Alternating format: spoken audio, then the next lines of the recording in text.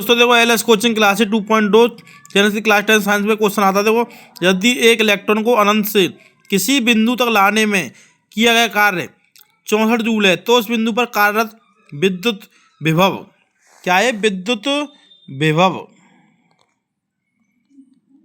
का मान ज्ञात कीजिए। दो सबसे पहले हमें क्या दे रखा है?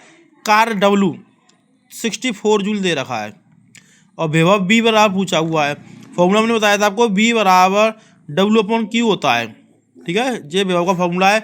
जब किसी क्वेश्चन में आवेश नहीं दे रखा हो तो आवेश इलेक्ट्रॉन के बराबर होता है, ध्यान रखना।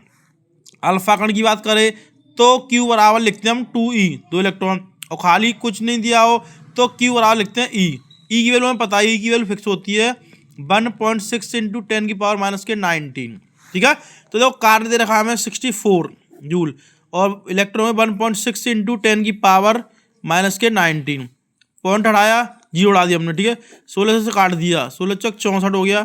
ठीक है, 4 × 10⁻40 हो गई, जीरो भी लगी हुई है, 10⁻⁻19।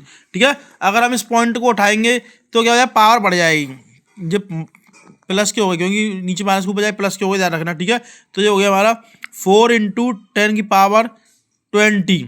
ठीक है, मात्रा हो गया वोल्ट। तो इस हिसाब से ध्यान रखना, B बराबर W/Q फॉर्मूला है, W कार्य हो गया, Q आवेश हो गया। ठीक है, तो हमने E की वैल्यू हमें पता होनी चाहिए, ये फिक्स वैल्यू ध्यान रखना, इसको रख दिया हमने। ठीक है, डिवाइड दिया। ठीक है, ये माइनस की थी, पावर ऊपर जाए प्लस की हो गई जी। ठीक है, ये पावर किसकी हो गई? प्लस की हो गई। अब यहाँ पर 10 है तो ये पावर बढ़ जाएगी, क्या होगी? प्लस में होती पावर तो बढ़ जाएगी, क्योंकि यहाँ पे हमने 40 था, 4 करते कितना हो गया? 20 वोल्ट, 10 की पावर 20 वोल्ट हो गया। ठीक।